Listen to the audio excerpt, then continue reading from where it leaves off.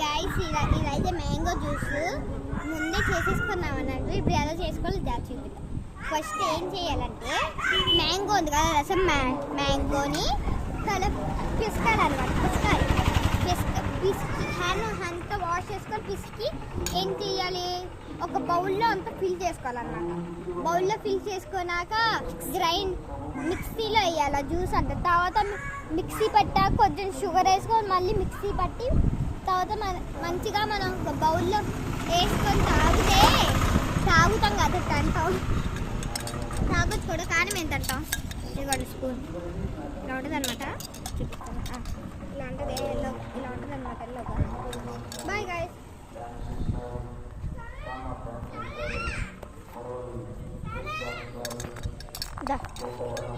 Bye bye. ఇష్కి